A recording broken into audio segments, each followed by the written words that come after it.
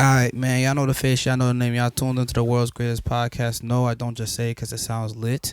No, I don't say it like this because it makes me sound like Barry White.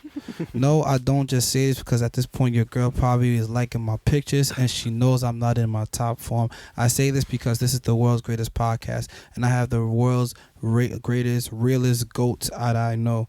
And this is fact. So, y'all know the face, y'all know the name. It's your boy Cleus Real Talk. I got my brother here. Y'all know I don't introduce people. The reason why I don't, I feel like I shortchange them when I do. And I'm just here to give people their roses while they can still smell them. Hashtag ain't no Valentine's Day bit. You feel me? Facts. So I got my bro. I'll let him introduce himself. It's OG Say in the building. You feel me? Better known as Seydina. Captain Say. It's me, baby. What's up, bro? Come on, bro. God bless you, bro. How's Appreciate everything you going, for having man? me. Life is good. Life is great. You feel me? And it's just a wonderful thing to be here, man. So, I always try to time people in these podcasts because when I get to speak to them, they don't really know how deep this relationship goes. So, first time I met you was through basketball because me and you were at was doing a workshop, like a training with Fasano. Yeah. It was either that or Unity games back This is then. back in Spartan days or Yes. back in Unity days. That's what I was gonna say. It depends. I think no. So this had to be Unity into Spartan. That's a long Yeah. time ago, bro. So this is like it was around March too, and because Unity's around March, so this is a good 10 years ago. If I'm being precise right now, it's a good 10 years ago. That's deep. Yep. And ironically, shout out to the Unity games. I'm gonna reach out to Dr. Mark Sherman. I'm trying to come back this year and coach. Where? Yeah, bro, we gotta give back. You know that. Some You know great that. It's times at been Unity. man, what? Great Unity times. Games is linked some of the most popping athletes people ever. Like after the Unity Games, if you like did what you needed to do, you was lit on the island. You was Gucci. I had a shirt, because at the end of the Unity Games, it's like a weekend. You get the shirt, they sign it. Still got that shirt to this day. Bro, I gotta find mine because my mom. I think my mom Bunch washed it, but I had signatures, mad but signatures. it's faded away. But I remember some of the dudes that signed it to this day. It was Unity Games was something that brought the community together. When you get older, you tend to forget like what it did for the community back then. But back then, Unity Games was putting us all together. You knew people from Unity, and just check it out. Like we right here from Unity, and I'm saying Unity did that a lot. I met a lot of people with Unity. And I'll add to that. Unity Games kind of also align people that would never be aligned at all, bro. And when I say that, that's how I met my friend Charles. That's how I met my bro Zay. And that like kids get, you know what I'm saying? Like that's Brianna Velez, that she's like in the military now, whatever. Vernon, fucking Deshaun Singh, Stilts, remember Stilts? Yeah, facts. Yeah, Freight Train, all of the things that we like, bro. We was not supposed to be on a team together, and we was really giving people hell. Unity was dope, man. Hell, like these were like top. I remember we played. Was it Kwame's team or Debonair's team? When they were like in the 7th, 8th grade, and they were like 6'5", 6'6". One of the biggest dudes out there. And we were just taking charges on that motherfucker the whole game. Got him out the game. Beat the fuck out. So you can curse on here. Oh yes, this is that kind of pod. But I'm trying to clean it up into 2020, 2021. I'm gonna do my best to be free on here. Man, enjoy your vibes, bro. You are on Talk Ain't Cheap, but yeah, bro, what's up with you? Man, life is good right now. I live in Orlando now. Wow. Yeah, so I just do a little bit of jumping here and there. I just got off work today, matter of fact. I've been on. I was at work for 4 days. I'm based right here in Newark, so I got off earlier today around probably like 1:30. I keep my car here so I can get around, do what I need to do. Been napping all day, been enjoying life, been traveling. My birthday's probably in a couple weeks, 2 weeks. Are you doing Afro Nation? That's funny. I was talking about that with my boy Pat Lax. My young boy, shout out to Pat. Fact, shout out to my bro Pat Lax. He's a wild one. He's trying to get on the pod. I'm trying to find time because that's a different conversation. That's little bro. He's a wild one. Exactly. You feel me? But yeah, I was discussing that, and I get my schedule tomorrow for March, so I'm gonna see what's going on with that. But right now, I'm thinking there's probably not gonna be a possibility because I think I got recurrent, which is like every year I gotta do. I gotta go back to training every year, and you have to actually perform it as if it's your first time into training in order to keep your job. You feel me? That's what pilots have to do in order to keep their job and to be proficient and things like that. You don't want to hire somebody and he hasn't showed you he could perform his emergency procedures in 20 years. He might have never had nothing to do in 20 years, and then come year 20, he just get an emergency he ain't seen 20 years ago. Now life is hard in the air. You stress and things like that. So every year you got to go through that type of training. You got, it's probably like a week long. It's about 5 days of class. You sit in class all day, like you would in high school. 9 to 5 class. You review your systems. You review pretty much how everything works. Breaking down the entire aircraft again. Learning it like you never had before. Taking tests again like you did the first time. So if you keep refresh on that throughout the entire year. Like we have our manuals, all of that. As as you go out through the year, you could easily read the book and just keep refresh. But not all human beings do that. So how did you? Because this is why I asked this. So I timed this. When I knew you was trying to be a ball player. Like we were ball players. We didn't do anything else. Bro? We was ball players. We was trying to get into the AAU scene. They was trying to get to the NBA. Yeah, it was trying to get to the NBA. NBA, but we was at that point we got through basic basketball, which is junior high school. At this point now we're getting into AAU basketball. Right. That means we have some type of talent. For sure. So how did you go from that to becoming a black pilot? Jokes. Like, because did you like dunking or something? And you was like, yo, I love being in the air. So like, I'm just going. Nah, that's funny you asked that. I was so I went to Curtis, obviously. Shout out to Curtis. Shout out to my Warriors. C-Dub, C-Butt, you know that. C-Dub for life. You feel me? Now I don't mean nothing against your squad. Shout out to Wagner High School, man. Y'all know the fucking vibes.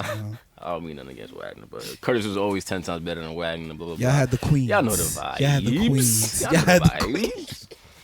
So yeah, I played ball in Curtis my freshman and sophomore year, and the crazy thing is the coaches that was my coaches then in high school, Coach Brown, shout out to my boy Jared by the way, and Archibald, who's like one of my day one homies. You feel me? Him and I still talk to this day. He sent me an email today actually, which we're gonna get into a little later because it's something I got to do handle for him in Curtis next week. Okay. So I played for Curtis my freshman and sophomore year. And then came junior year, tried out for the varsity squad, and it was a battle between I think me and like Corey for the last spot on the team. Corey's clearly better than me. He's like 6'3", it's really lefty. A height thing. It was a height thing. He probably shoot better than me as well. But it was a height thing. He was a builder. And he was a little more skilled than me. I would not deny Corey's talent. You feel me? So Corey got picked on the team over me. You feel me? So after that, the summer after my sophomore year, I was running. I was at air workout in Trinity all summer, every day. Was that air workout? Ed Watkins. Ed Watkins. Shout out to the Watkins. legend, a.k.a. my pops. Yes. Rest in peace. Definitely, bro. That's another story too, by the way. You know what I'm saying? We're gonna talk about that later too. So I was at his training the entire summer. You feel me? It was a bunch of students of all ages, all backgrounds, all ethnicities, all wanted to be some basketball players and basketball legends for Ed and whatnot. And he was by Trinity. If you know what Trinity is, it's right by the hill, right by Sebra. So he had us doing, it was hot, bro. It was summertime.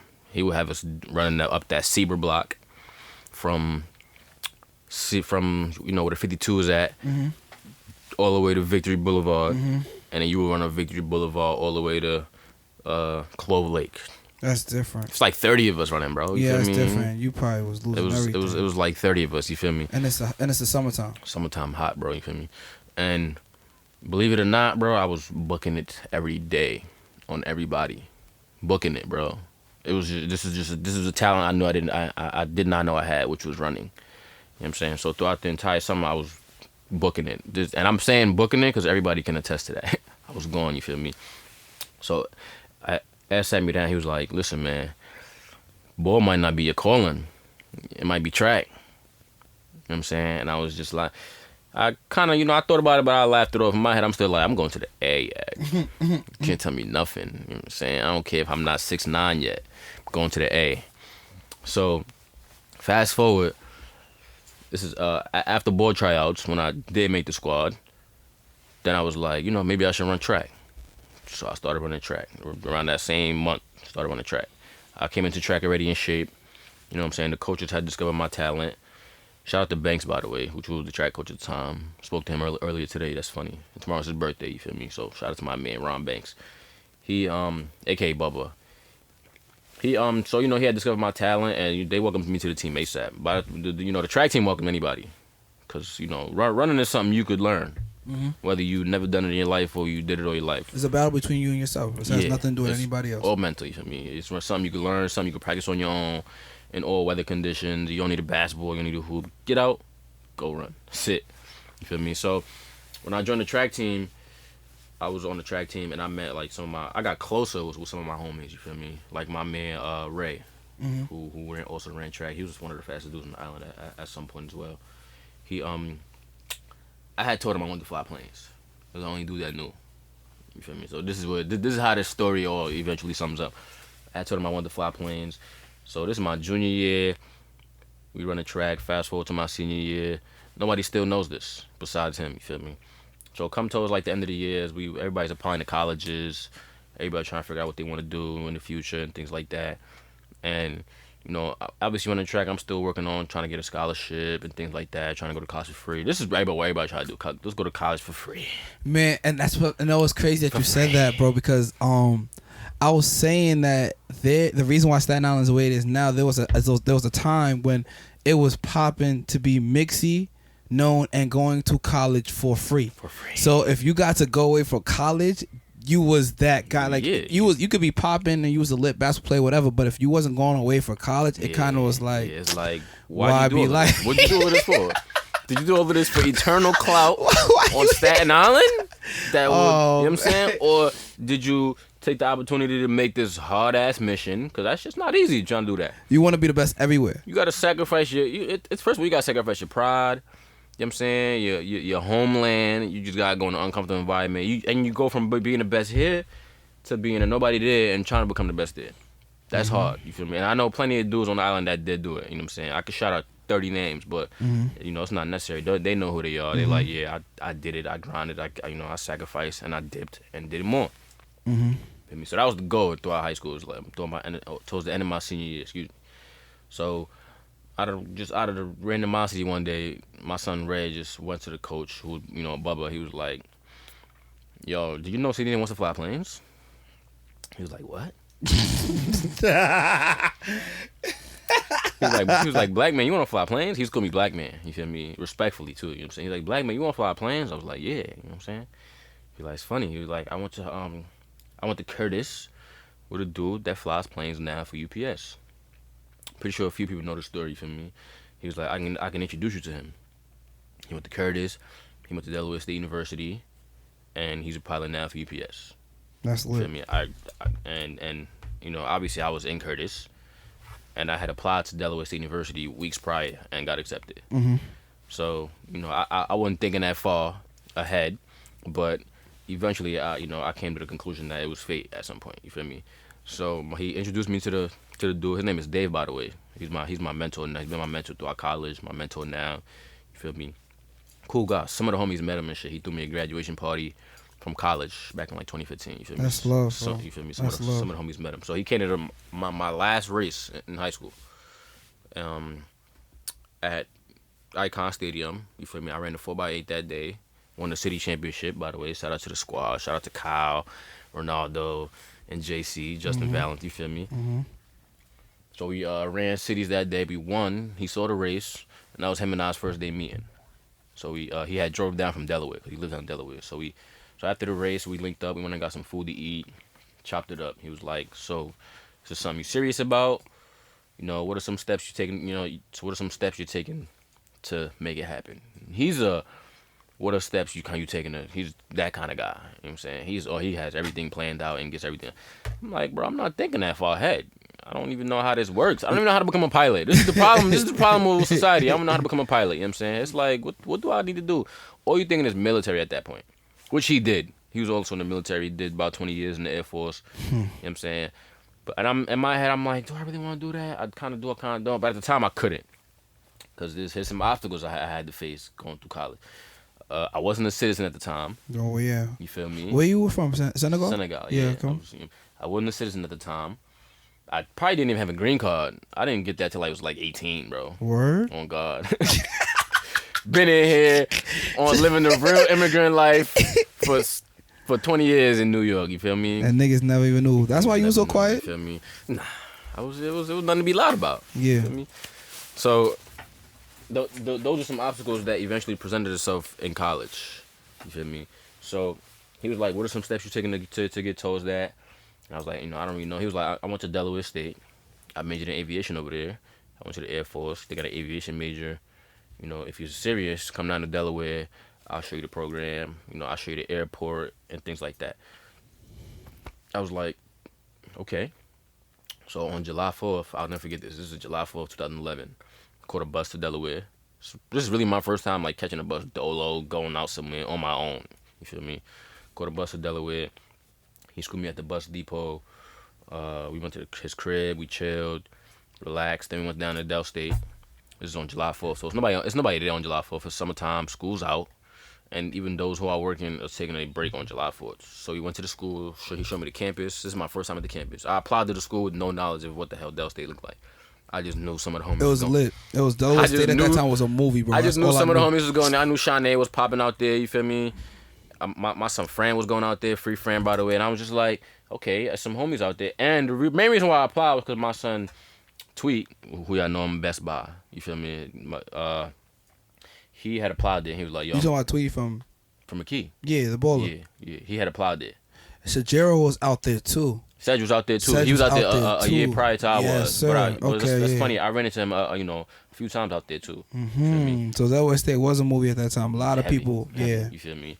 But I had no knowledge of it. I ain't know it was HBCU. These are things they don't teach you growing up, bro. Didn't know what the fuck HBCU was. None of that. Didn't know about, pledging and sororities and fraternities. Bro, you have no knowledge of this going through high school, bro. These are things that they need to be educating black people on. You feel me? So I ain't know about none of that.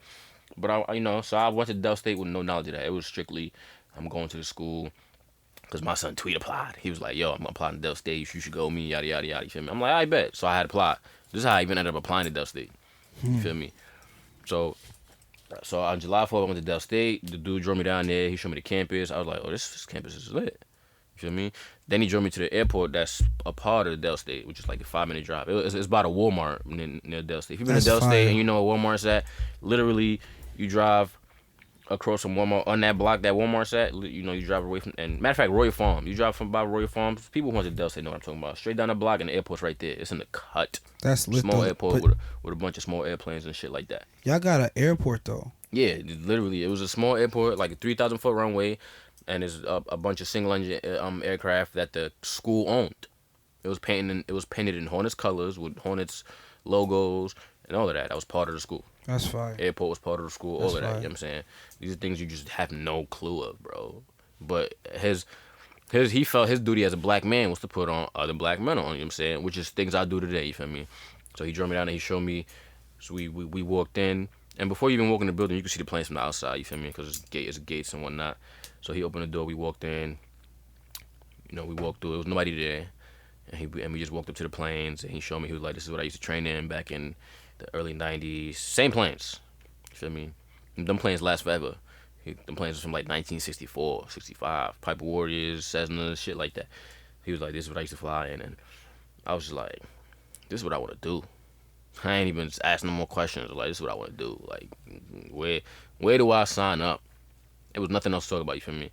Because I always had an aspiration for planes, because when I was young, I was on my way from, I came in when I was 4 to the U.S., you feel me? So on the way from the U.S., I was just me and my mom's.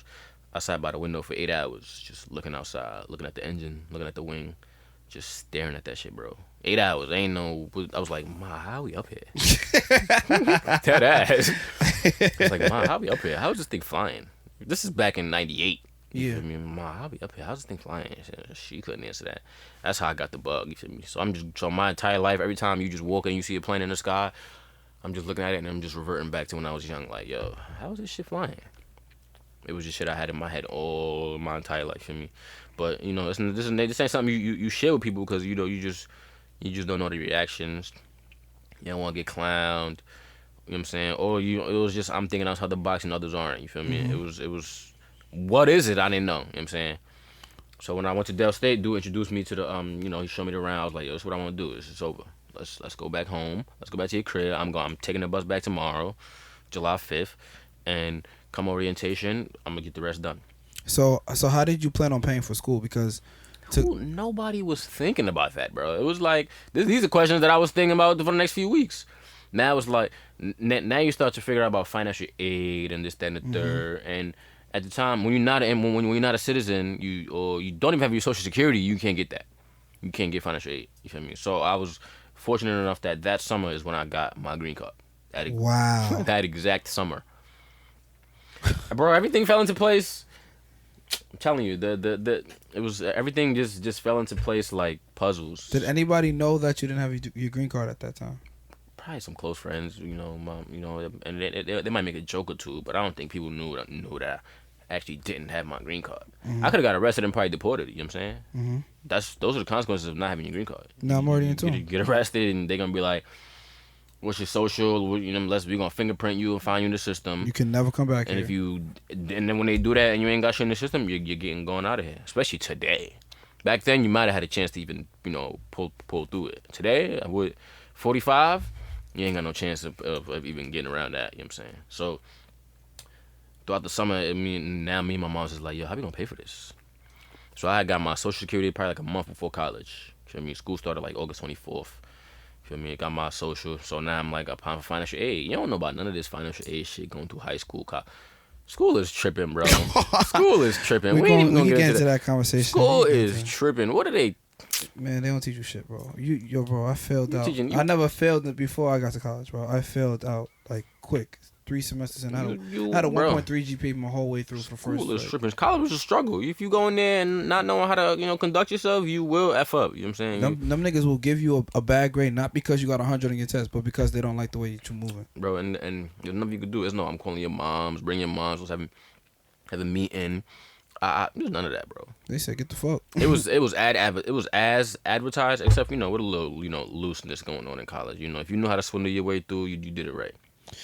College was lit. You never came to Buffalo though. I definitely invited you. Yeah, I've been to a few colleges throughout my 4 years. Top 3 college experiences you had. Like top 3 universities. This is easy. The Lincoln University, which is the number one, by the way. Really? Yeah. Lincoln is that lit? Lincoln is crazy, bro. They had the best homecoming I've ever been to. I went to Howard. Howard's too big, bro. I wasn't really feeling Howard like that. It's like a big ass city, bro. There's no cages and barricades to like keep you in a closed campus. It's like everybody's everywhere. So you run into somebody, you have to just assume they go to Howard if they buy Howard. That's how Howard was. But Lincoln had a closed campus like Del State. You feel me? And last but not least, my school was the best college experience I had, bro. Delaware State, that lit? Delaware State was fire in them days. It's black now or trash? Oh yes. Yeah, because the frats got suspended.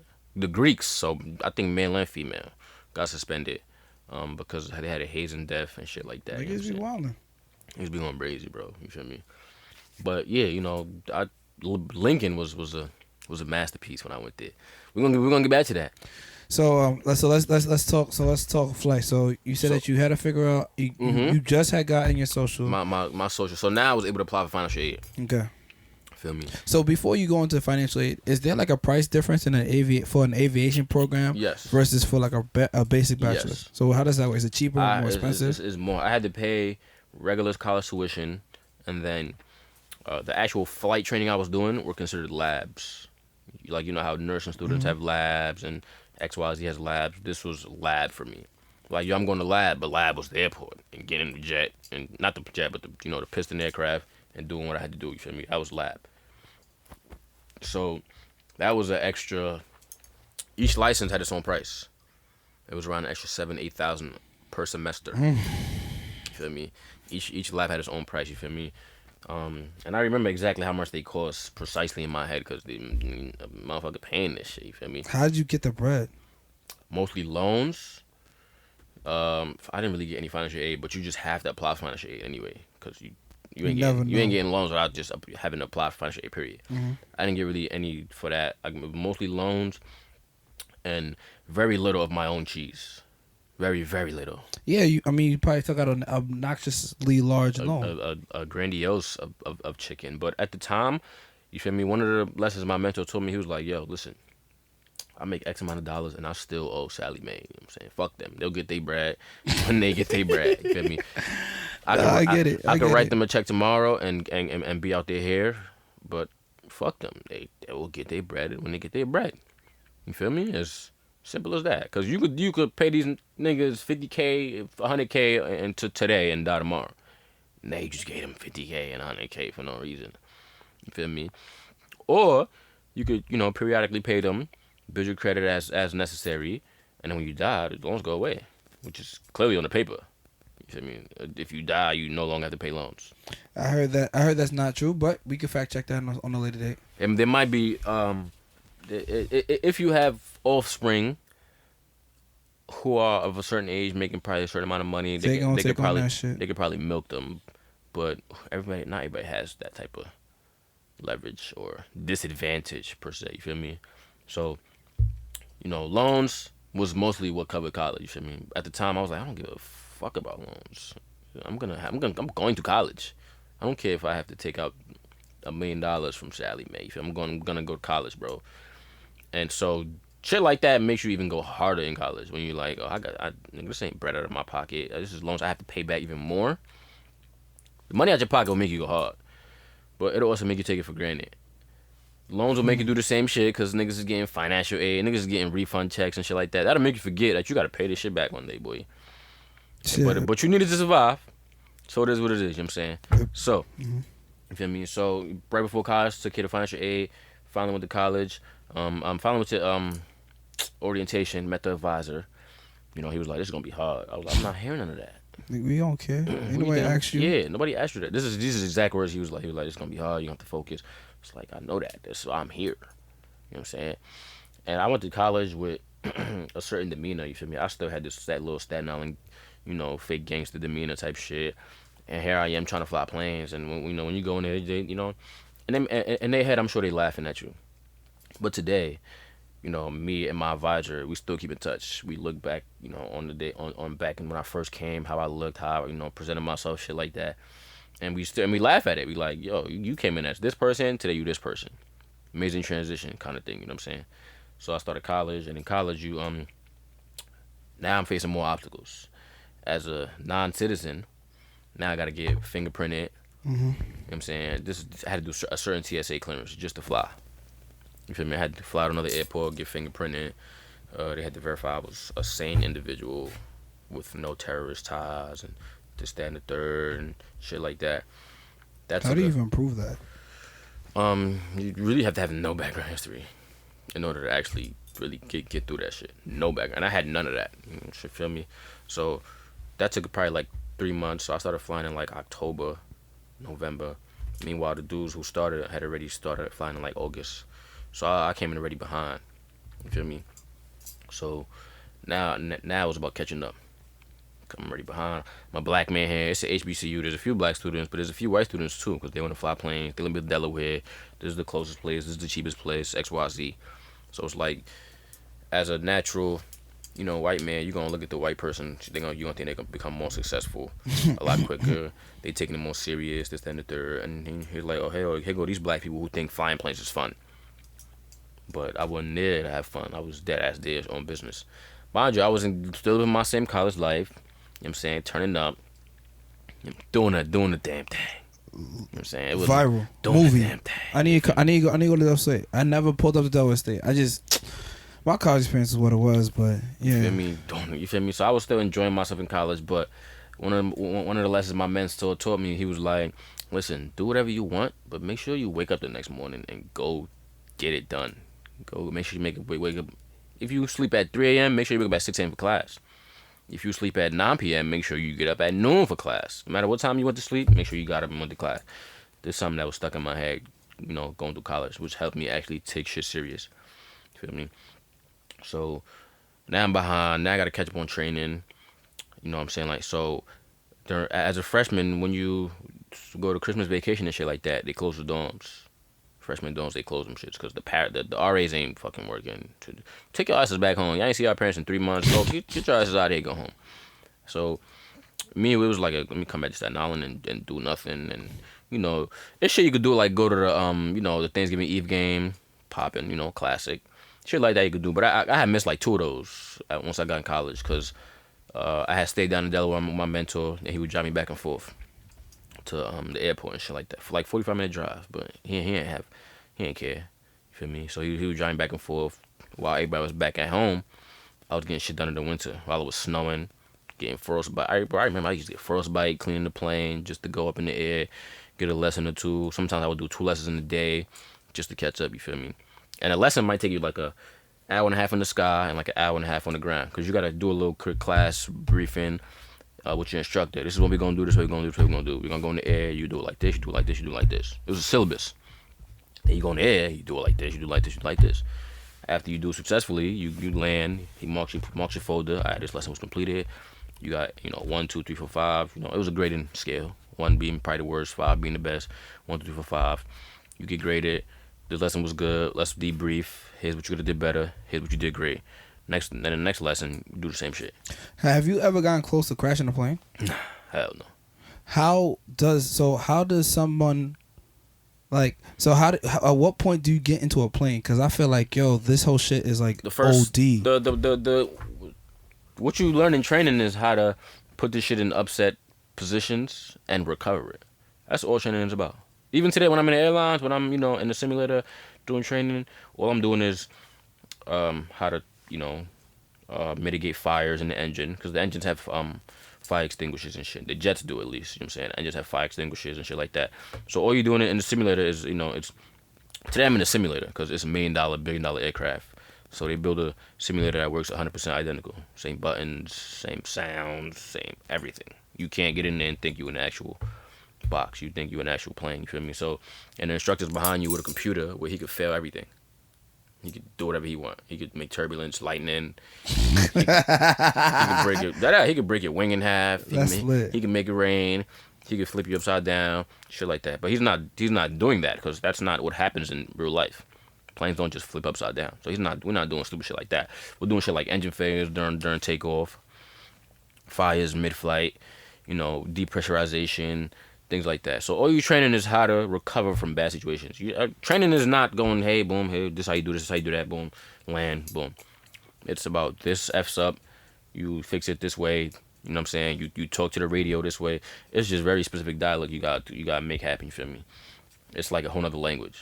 So is there like a type of person, or you like over like your path and being as a pilot, have you seen like a specific like common denominator in all pilots that you like, yo, you have to be this certain type of A-type person to be a pilot, or is it like you just gotta? I had some. Some of the younger dudes that was coming up under me at Del State were clowns. You feel me? But they just had a love and passion for flying. They would come to the airport looking filthy. You had to come casual. You feel me? But they would come to the airport, looking poor, shit like that.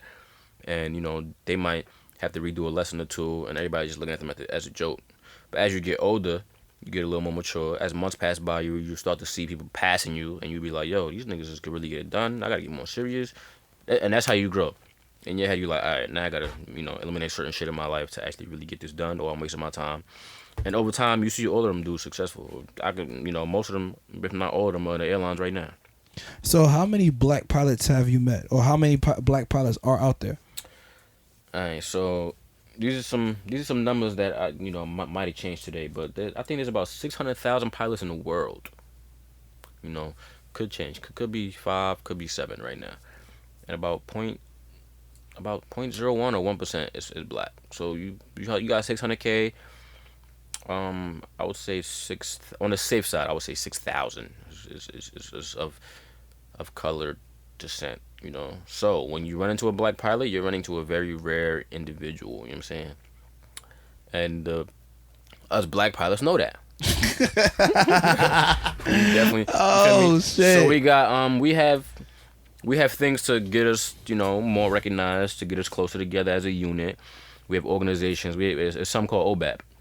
OBAP. If you Google it right now, the first thing will come up with exactly what I'm talking about. Called OBAP. It's called Organization of Black Aerospace Professionals.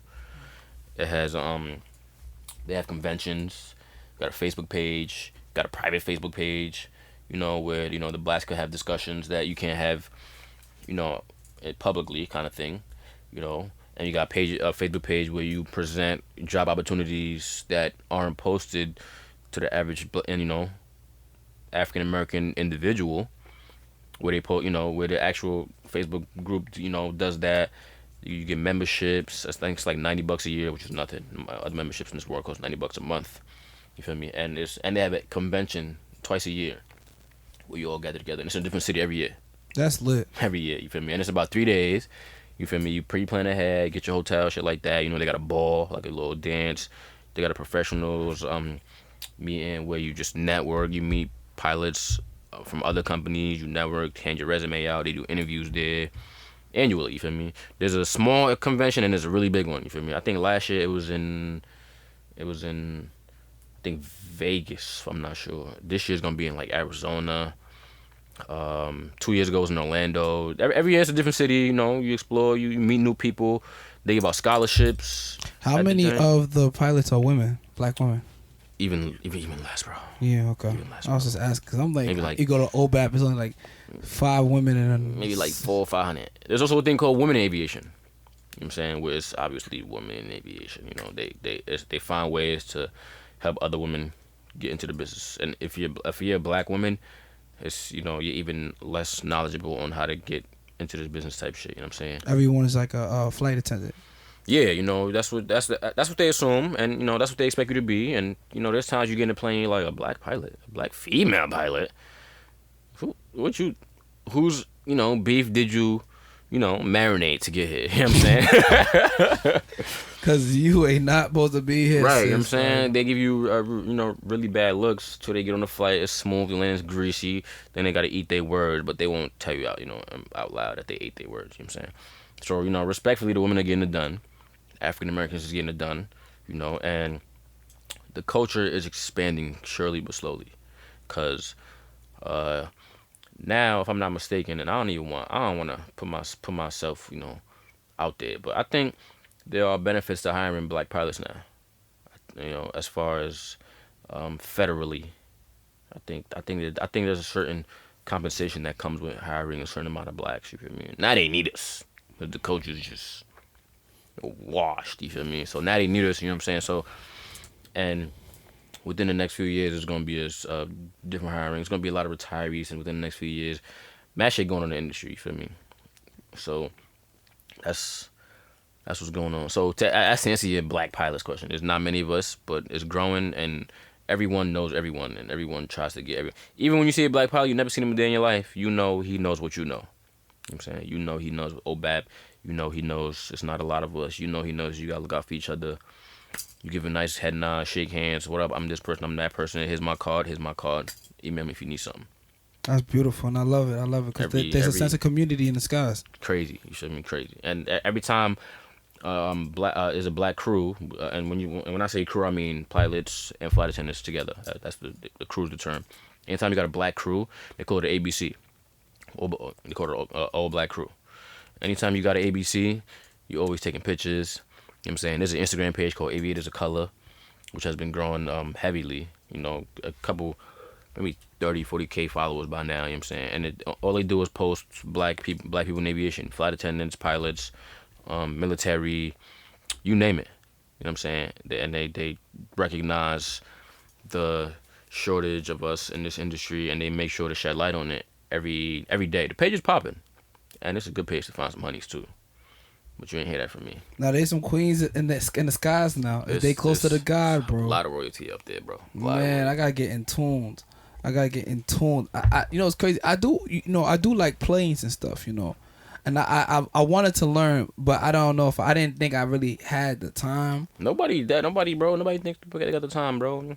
You feel me? The position I'm in today is a position where 10 years ago it would probably take like 15 years to get to this position, but today the industry is a shortage of pilots ever since 9/11. I'm saying 9/11 changed the world, by the way, because before 9/11, if you took a flight, and many of our peers wouldn't notice because we was all kids, but before 9/11, if you took a flight, the flight deck door would be open. You know what I'm saying? A person could just come up there like, hey, can I see the front? This is while in flight. Can I see the front? You know what I'm saying? Can I sit here? They will let you have a seat. You take a picture in flight, bro. This is before 9/11. This is before they knew hijacking was really, a thing. Dead ass. And The cockpit door wasn't bulletproof. Now it's like a really thick bulletproof. It could hold certain bombs. You feel me? So after 9/11, they stopped hiring for like 9 years. You feel me? So maybe it's and then you went through the not the Great Depression. You went through the depression, The recession. the recession. There we go. And like 07, 08, when it finally recovered from that. Then like 2 years later, they was able to hire. So they wasn't hiring at all. You know what I'm saying? At all. You feel me? So like 09 is when the industry started building back up. And at this time, you were I just getting into being a pilot. Nah, this time I was probably a sophomore in high school playing ball. You feel me? Mm-hmm. But these are things I learned over time. So 09 they started hiring again, but they started hiring the qualified dudes from years ago who finally wanted to get in the industry. Some dudes had quit flying and went the other things till the industry opened back up because they was going to die of starvation. You feel me? It was no. Excuse me. Let me finish this wine and re-up. Oh yeah, like if you want, like I said, let me get a little bit of my two, bro. But like I said, y'all tuned in to Talk Ain't Cheap podcast. Like I said, shout out to my bro Seydina, cause he don't gotta be here. Oh, that's enough. Thank you, bro. Nah, bro, you Gucci. I appreciate the vibes. I'm just like, we got some time. We here like 40 minutes or so. I know it don't feel like it, but are we? Yeah. What's your limit? What's your max? Man, no max. We just vibing, bro. I'm in good company. Yeah. How often who do you know gets to talk to a black pilot all the time? Respect, bro. You know what I'm saying? Like, bro, like, respect. And I know you. Like, respect. You're my friend. Facts. This homie, is bro. God. We go back. This is God. Like, bro, I remember the old you, bro. Like, you used to always crack bear joke and you was dumb sarcastic, That's what I'm saying, bro.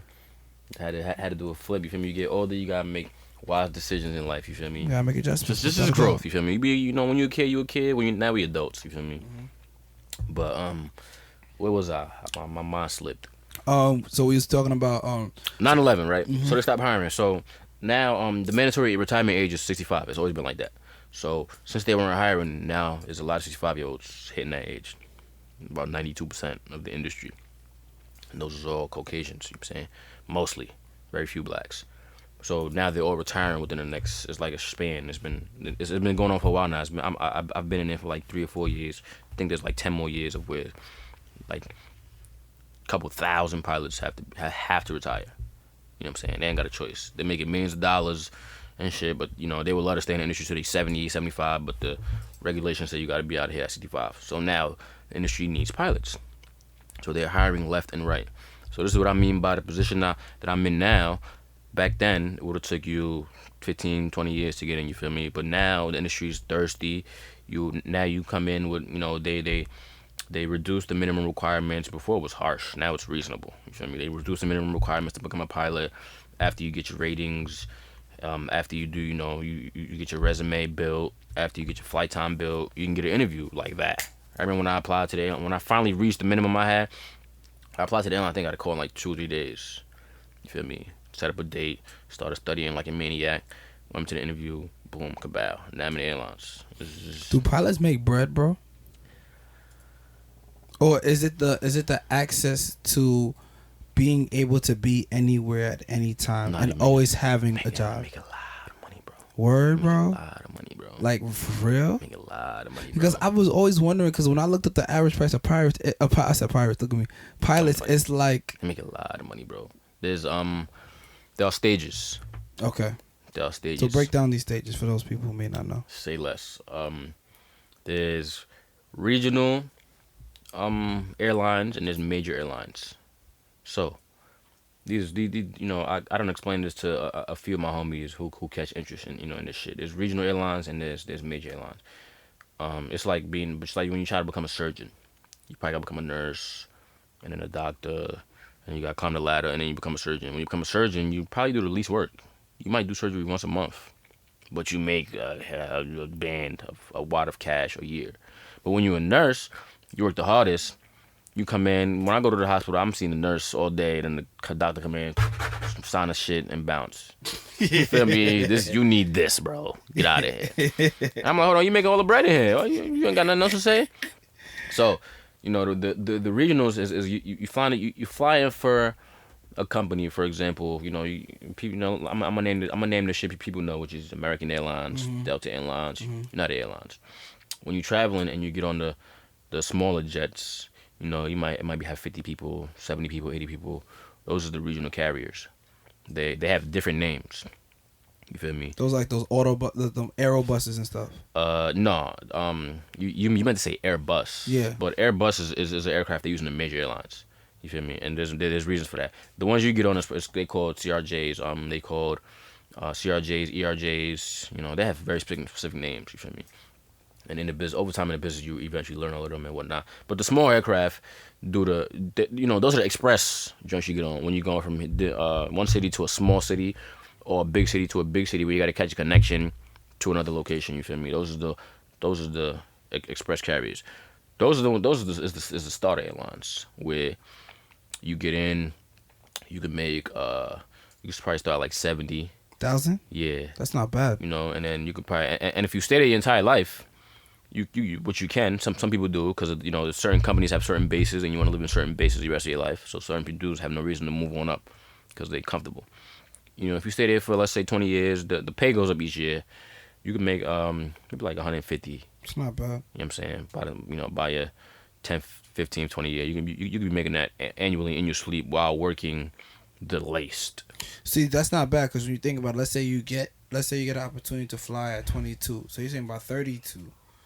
You could be making $150,000 a year in your sleep. That's the average actually. Like 150K is the average right now. That's different. That's actually the average. You feel me? So, you know, and then you got the major airlines, which is you flying the big shits for the parent company, which is the actual American Airlines and the Uniteds and the Deltas and shit like that. These are the parent companies. You know, you fly the bigger aircraft. They have different contracts, whole different company, different business, different priority, different this, that, and the third. You feel me? Mm-hmm. Those are the parent companies, and those are the ones where the money is endless, to say the least. Endless. And when I say endless, I actually mean like there's no cap. There's no, you made this much this year. This is enough. There's no cap. You can actually max out. You know what I'm saying? You could, and when I say max out, you could, you know, you can make a good $400,000-500,000 a year. If you wait, talking about $500,000? If you do it right, yeah. And believe it or not, this is working the least. That's the crazy part. This is working the least, because the way the job works is you have seniority. Seniority is everything. If you got hired today, I got hired yesterday, I got seniority over you. So there's this trip, there's this plane, I get to pick first. You feel me? So there's dudes that been here for 20 years that could do that. That could pick what plane they want, and you stay on that plane. You could pick a base you want. You stay at that base because you got a crib here. There's no need to jump around and do, you know, monkey shit. And, you know, you're on 20-year pay. Either on 20-year co-pilot pay or 20-year captain pay. Usually. What's the difference between co-pilot and pilot? The difference, they both know how to do the same thing. They both can do the same thing. However, everything really goes to the captain. You know, he's the decision maker when it comes down to it. If there's a disagreement, he's the decision maker. When it comes to handling paperwork, maintenance issues, yada, yada, yada, getting in touch with the company, yada, yada, yada, he's a decision maker. You know, when it comes to, pretty much.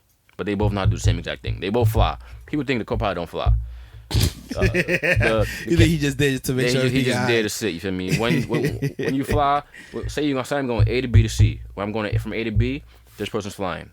The one who's not is handling the radios, the GPS, everything else. When we get there, the person who, you know, took off, flew the shit, lands. Now you get there, now you're switching roles.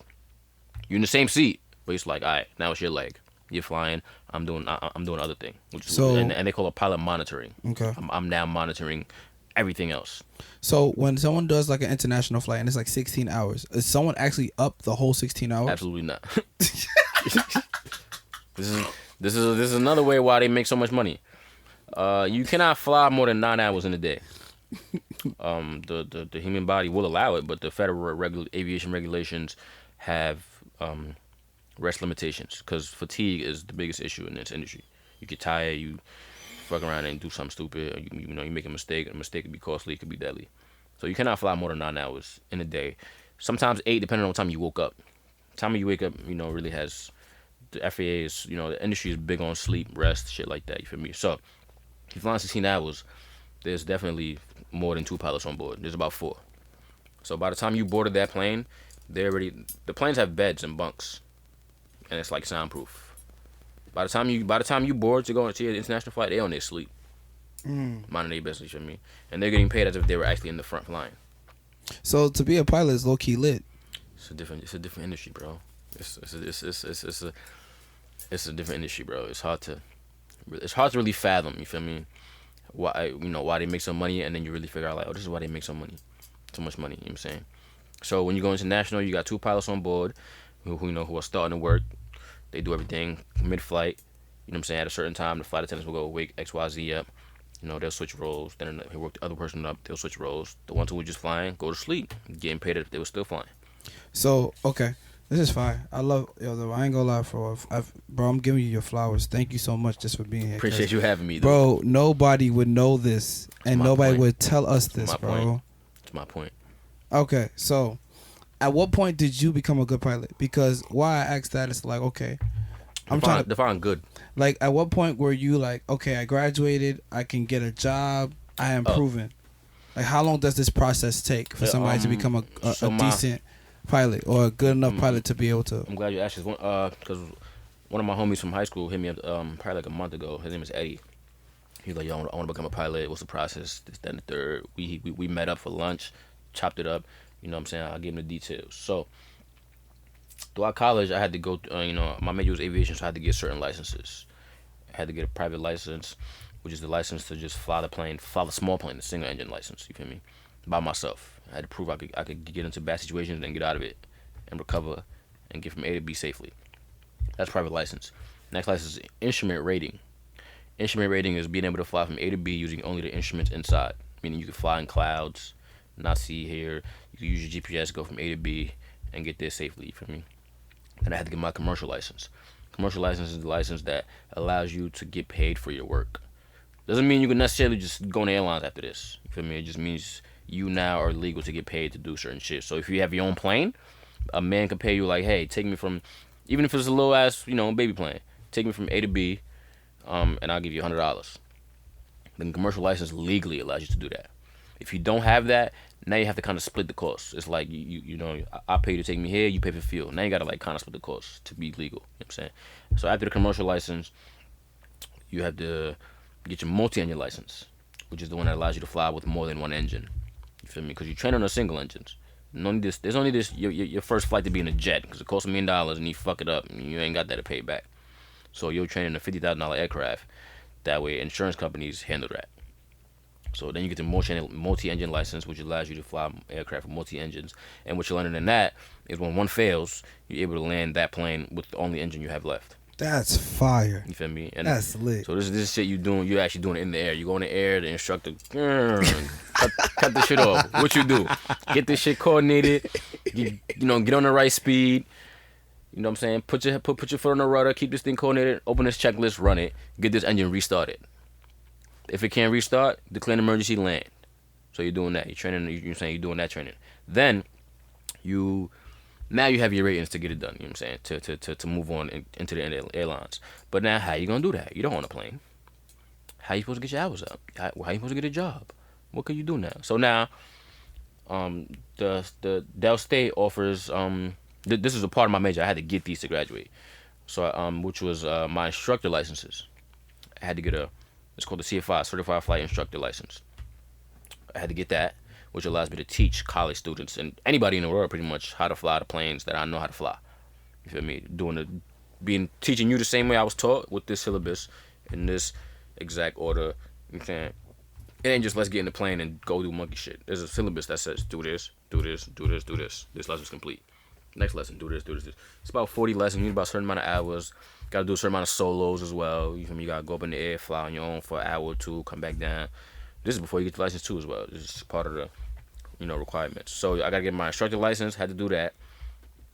Then you got to get your CFII, which is my instrument instructor license, which is to teach dudes how to fly in the clouds. When you get those, now you can get a job. Feel me? And the job you can get is teaching. Mm-hmm. So while you get that job is how you building your flight hours. Flight hours is everything. How you up in your resume, and your resume is really flight hours, volunteering and shit like that. But flight hours is everything. So now when you go with that license, anybody will hire you as an instructor. So from Curtis High School, right? So when you graduated Curtis, you're like 18. Mm-hmm. At what point did you get? How long did it take you to get to your first job? My first flying job, I was probably 21 or 22. So 3 to 4 years. Yeah, throughout college. I think my senior year is when I accomplished all of those and got my instructor license. So my senior year, so I was in college and the college hired me to teach. Okay. You feel me? Like when you get that license, there's no discrimination. It's like you earned this. This was hard enough to get. You will get hired with this license anywhere. There's no show us what you did. Show us what. It's like this was hard enough to get. We'll hire you. And this is how every industry looks at those licenses. It's not like where'd you get it? Oh, you got it here. You got it there. It's like this. Everybody had to do the same exact shit to get this shit. No matter how much you paid, no matter what you flew, it was the same exact requirement. So they hire you on the spot. You know what I'm saying? So you get hired, you work. Now you're instructor. Now you're teaching this dude in class. I was dead ass teaching.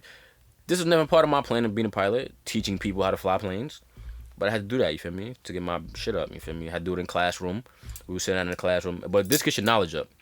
When you're a teacher, an instructor is when you really learn all your shit. Because you now you're sitting in the opposite seat. As a training student, you're in the left seat. Instructor's in the right seat. So you train your entire shit through the left seat. Then when you become an instructor, now you're in the right seat, teaching the dude in the left seat.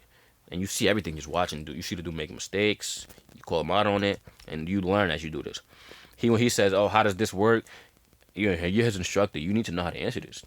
If you don't, go home, read it, come the next day, break it down. Yeah, break it down. Because if you don't at this point, then you're gonna fuck up everything. You wasting everybody's time. So this is how you learn as an individual when you become an instructor.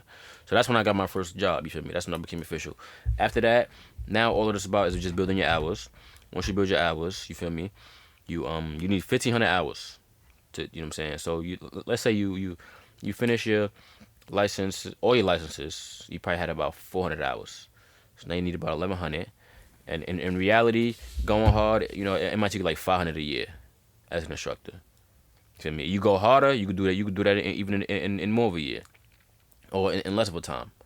So you do that, you get your time up, and then but with the degree I had, the degree allowed me to go to the airlines at 1,000 instead of 1,500. So I got it. So the degree helped. So I got a year slashed out of the time I had to do more as an instructor. So by the time I got 1,000 hours, which I did in like 9 months. That's not really that bad. You say 1,500 hours. That's about 83 hours a month. Which is standard. That's actually how much about how much I fly now today, about 83 hours a month. And we're gonna finish that competition on what pilots do on a regular. 83 hours a month. So you're not working 40-hour work weeks. Absolutely not. That's not. So you're working for 20 hours a week. Yeah, bro. I'm working. Life is easy, bro. Yo, they hire. Life is real easy, bro. What they hire? So you bro. do that. You get the shit done. You know what I'm saying? Then you apply to the airlines. The airlines hires you to fly their planes. You feel me? And they will teach you how to fly their planes. They will put you in class every day. You feel me? They have their own headquarters, their own instructors. You know what I'm saying? They will put you in class every day. You know what I'm saying? You learn how to do their, manuals, their procedures, this, that, and the third. You pass their tests. And these are the tests that I do annually as well. You know what I'm saying? I'm going back to show these niggas I can still get it done. So you're doing their test. Then you passing something called a check ride. The check ride is the actual, it's like your driver's test. This is how you get every license. After you do all the lessons, you take a check ride. Now, what they don't teach you is this shit is expensive. Until you make it to the airlines, the airlines is all free. The airlines pays for everything. They pay for your hotel, your test, your class, your room, your food, all of that. You feel me? But getting to that point is what's costly, which is what's hard and why it's hard to become a pilot. Because you're paying everything on your own until you get to that point. So how much is all this stuff costing? Cost me about an extra 60, 70 grand throughout college.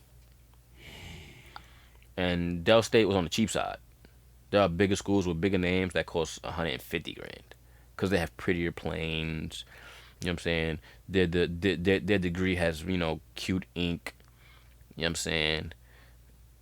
Just, they got a bigger airport. But in the end, we'll eventually end up in the same seat. You're going to be like, what school you went to? I went to this school. What school you went to? I went to this school. Oh, shit, my school's better, but look where we at. Ta-da. We're in the same seat, mother. Getting paid the same shit. You feel me? So, by the time I was done with college, I had a job in the airlines ready. And how many majors? 22, 21-year-olds is getting the job right out of college, flying planes, making a decent amount of money right out of college. You feel me? It's a industry they don't teach you about, that you have to learn on your own. You have to discover on your own in order to really go deep down into the shit. You feel me? Okay. That's dope. Okay. So if somebody wanted to jump in and get in tune with being a pilot, how should they go about it? Who should they reach out to? How should they? I mean, you can holler at me and I can give you all, you know what I'm saying, all the answers and shit. But you can also Google how to become a pilot, and it'll give you a certain amount of ways. One, you can just always walk up to any airport, like a small airport, not like Newark and JFK and shit. Those are strictly business, commercial activities. Go to a little ass airport. There's plenty of those. Say, hey, I want to become a pilot. You walk in there. I mean, there's instructors all over the airports. They're like, oh, this is what you gotta do. Go to the doctor. You gotta get a medical. You gotta get a physical, which I have to do annually as well. Every year I gotta do something called a first class medical, which you gotta get your body checked up. You know what I'm saying? Certain things can eliminate you from flying. Diabetes, can't fly. Cancer, can't fly. Certain, if you got like get stuff like epilepsy or random seizures and shit, like you can't fly. There's a lot of things that limit you from flying because you can't be in the sky and just get a seizure. Now what? Who's flying this bitch? Oh, I got low blood sugar. I got to re-up. Oh, my shit ain't here. I'm about to go crazy. This plane about to crash. Yeah. So the FAA is real serious on shit like that. You know what I'm saying? All right, So I have to do a medical every year. So first thing they're gonna tell you is go get a medical. You know what I'm saying? Once you and that costs about $150. Once you do that, you're legal to start training. Once you do that, you can go right back to the airport. Hey, I got my medical. They be like, all right, let's start training. They be like, this is how much it costs to rent the plane. This is how much it costs for the instructor. And when you total, it's probably about $300 an hour. $300 an hour. An hour. You feel me? Because you're paying for the cost of the aircraft, the fuel, and the instructor's time. Hey, you need 1,500 in them hours, huh? Hold on, let me do some math, bro. Because I think I know what it means, but this is where college benefits and the military benefits. You feel me? And an individual won't just be paying that 1,500 times. It's about 45 grand right there. It's more than that, bro. How much? If I'm not mistaken, 1,500 times 300 is 15,000. $450,000. If you were, but here's the thing: you're not flying for 1,500 hours though. Because after you get your instruction, you're building the rest of that. So let's just say you probably pay for about 500 of that. So in thirds, 450 divided by 3, maybe like 15,000. Yeah, but you already multiply by 3. Hold on, no. So you said 500 times 300. Just third that. That's how you know niggas don't do math. Like $150,000. Yeah. If you was paying out of pocket, it would cost you 150 grand easily to get your licenses from A to Z. Are there programs that would cover that for like the average person who cannot go to college? College. I just told you I did all of that for a third of that. So there's no programs outside of college that could look out for you? No. The military, scholarships. Okay. There are plenty of scholarships, but you have to really hunt those down. And you gotta, write essays. And the average lazy person is not interested in shit like that. Mm-hmm. But the human being can get it done if you really strived to get shit done like that. You feel me? So this is where college benefited me. It cost less, and I was not fucking going to my wallet every day like, here you go, sir. You feel me? So that's right there. If anybody ever had a question, why the hell would I want to go to college if I could just pay the shit out of my pocket?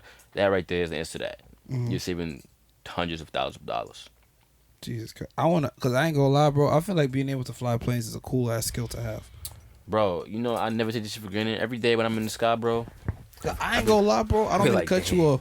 But, bro, I want my own airport, bro. I be like, damn. Airports is expensive, too. But I want my own shit. Mm-hmm. Like, imagine, like, bro, I don't even want to be here no more. I'm out. You know who got their own airport? John Travolta. Word? Yeah, he's an actor, obviously. Mm-hmm. Got his crib, got his own runway, and got his own jet. So if there's anything that ever went wrong with this world, earthquake, apocalypse, you name it, my son got go in his backyard, jump right in his jet, and go wherever he likes. Oh, I have a question. So, like, when they build like ramps and like runways and shit, is there like specific guidelines of what's allowed to be around? Oh yeah. First of all, airports take up land.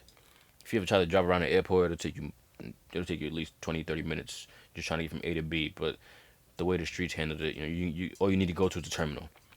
But on the other side is the private jets and the rich people and shit like that. If you had to go around to that side, it would take you a grip. So first of all, you need a whole lot of land. That's pretty much it. And you just block out the entire thing. You build the runways, and the runways have really specific guidelines. You feel me? You need a certain pavement. It has to be even. You feel me? So if it's on a hill, the construction requires it to be paved evenly. The runway is sort of heated.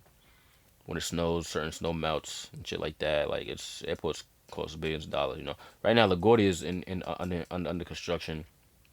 I'm sure people been there. They're like, this place is horrible. It's under construction, and the construction is supposed to be done this year, next year, and it costs like $12 billion. You feel me? What about like a private like runway, like those regional ones? Like you go to a small airport, those cost millions as well. Natural airport is not, because you're not just building a airport. You're building a secured area. Then you have to have certain instruments that allows those aircraft to get in under bad conditions. The planes don't just do shit. There's shit on the ground that helps guide you into there safely. Those cost money, I'm sure. The signs, the personnel, the gas. Yeah. You also gotta find somebody that has aviation fuel. You can't just open the motherfucker up and be like, well, now where the gas coming from? You can't just get gas delivered over and over. Or if you can, that's another cost. You feel me? This is a expensive feat we're talking about, and I don't know numbers to that because, my wallet ain't that big. that's above your tax bracket as of now. But as of now. 2021, 2022, 2030, we could maybe have that conversation. Life is growing, bro. Mm-hmm. Annually, life is growing. You feel me? And I'm thankful for that. When I'm working, I'm just like, yo, this is beautiful. I'm really flying planes. This afternoon, I swear to God, I was driving away from the airport, and I was just looking at the planes landing, and I was like, yo, I just came from there. I just landed one of them shits. Like, that's lit, bro. I'm so proud. I'm so happy for you, bro. It's a weird feeling when it's like me. Like, nigga, I was born in Africa, nigga. Like, I came here as a youngin', and when I go back to Africa, everybody I knew was still there. But how me? Why me? These are the questions that I'm still asking myself every day. That's why, I make sure I get it in there to give back in many ways. You feel me? I have a question. Have you thought about having your own aviation program? Like having like your own like pilot program? I have not, because... Or pipeline program? Yes, there's a chance of that, but I don't think that'll happen next. That might take 10 years. Because it's the amount of money you'd have to generate for it, right? Yeah, and the amount of time I would need to free up. At the moment, I'm still trying to build my life, as far as working on building a crib at the moment and shit like that. For me, once I get my mind off the stretch of that, then I can focus on stretching that. But however, I'm doing what I can do at the time, as such as I go to different programs, I give discussions, I give presentations, and this goes back to the beginning of our conversation when we were talking about Arch, because I said I would get back around to that. He just hit me up today. Matter of fact, he hit me up like a month or two ago and was like, he's having a career day and shit like that next week in Curtis to pull up and do a little speaking. I've done that plenty of times at plenty of high schools back in Delaware, back in Philly and shit like that. I'm finally getting around to get to Curtis now, which is the most important place. That's back at home. To be honest, the most important place. You feel me? Of course. So next week I'm gonna be at Curtis. I think there's like a professionals dinner and a career day. I'm going back. I'm gonna speak to some students, things like that. You feel me? I try to do that, to say the least. You feel me? Get my information out. Random dudes hit me up on the gram, hit me up on the book, ask plenty of questions. I get plenty of information. Anybody can hit me up and ask how to get shit done, and I will gladly show the love. I will open my arms and let you know what it really takes. And what I learned not to do is offer first look at you. I won't look at you up and down. You see me? See you got some busted sneakers, your hat backwards, and be like, you can't do this shit. Cause that was me in college. Pulled up. You know what I'm saying? I had a basketball mentality. You know what I'm saying? It was about girls and having fun in college and shit like that. Endless freedom. You feel me? But I still managed to get it done. You feel me? So if I could push it like that off, there's no way another nigga can't do that, because I ain't better than anybody else. Another nigga could do that shit as well. You feel me? So it's really ways to get it done. You feel me? And if you're really serious, if you express that and you show that, I promise you can get in the airlines in 3 or 4 years, bro. I would want to do something like that, bro. No one wants to sacrifice 3 or 4 years of their life to solidify their future for 40 more. You feel me? I have right now. How old am I? I'm 26. Mandatory age is 65. I got 39 years in this business, bro. And by the time I'm 40, 45, I'm be working 5 days a month. Oh God, I swear to God. That's lit, bro. I swear to God, I'm be working 5 days a month. And my net worth is gonna be tripled. it's definitely gonna be in the seven figures, God willing. You feel me? As long as I keep on pace, stay out of trouble. You feel me? Definitely gonna. You know what I'm saying? The money's gonna be easy. The money's gonna find you in this business. People don't even chase the money in this business because you can't avoid the money. You know what I'm saying? These niggas make 6 figures sleeping, bro. You feel me? Sleeping. This year I worked like 8 months, I think. Cause I started a new airline in like April. Congrats, bro. You feel me? Appreciate it. You feel me? I started in April. Training took like 3 months, so I finished in July, like end of July. So I worked from August. I worked from August to December. Just got my W-2s and I made well over 6 figures, and I didn't even work half a year. Congrats, that's God, bro. That's God, bro. You deserve everything, didn't bro. even work half a year. You feel me? That's beautiful, bro. Congratulations. I went from stressing to wow. Blessings. This is it. It's a you blessing. Went from stressings from hashtag put on a shirt. We went from stressings to blessings. I love it. And this ain't money that's running out. So what I mean by that is this ain't something I'm trying to hide on some. I make more money than you. I don't want you to make as much money. This is money that's here. That the economy is great. The stock market is on fire. Thank God, by the way. You know what I'm saying? The stock market is on fire. Whatever 45 is doing, shout out to Obama, by the way, for bringing us back from the depression and shit like that. Whatever 45 is doing right now is apparently working. I guess buffoonery pays off. Oh yeah, that's what I did my master thesis on. The use of trolling as a status enhancement tool. Buffoonery is working, bro. Sadly enough. Yeah, negative behavior, bro. That shit is positive results. That shit is ham, bro. What a world. Everything's backwards, but shit is working, and the industry is aviation industry is going up. The medical industry is going up. The engineering industry is going up. But like, it's like, all schools are teaching right now isn't much. You feel me? They're not teaching how to do taxes. And, this is common conversation. This ain't nothing spectacular. This is common conversation social media is having every day. Why they ain't teaching taxes and shit like that. All they want to teach is math, science, gym. And the most you get out of school that's positive is nursing. That's true. You feel me? Nursing is great. Medicine, anything medicine related, yeah. That's all they teach in school, you feel me? Which is great. And coding, if you get a good coding program. But they're making the competition so stiff to get into that business to where they don't, where they're like, okay, we can't teach this because the competition is very stiff. It's like, there's so many of us and this many can make it. Whereas in the aviation industry, it's not like that. There's so many of us and all of us can make it. You feel me? But all of us don't know about it. You feel me? And if I can if it's my duty to get that word out, bro, because my mentor did that to me. He reached his arms out to everybody. Dudes older than him, dudes younger than him, dudes my age, dudes in college, reached out to all of us and was like, yo, this is what you need to do, this is what you need to do, this is what you need to do. And I'm forever grateful to that man, you feel me? This what you gotta do. He was just breaking it down like, yo, this is what you gotta do. And it was like, he was like, I'm eating and you could eat too. Because the moment you start eating as much as me, it doesn't affect you. The industry would never be like, damn, these two niggas is eating. But it's time to starve niggas. It's not like that. They need us, bro. They're opening, you go to every airport, they're doing construction, they're opening more gates.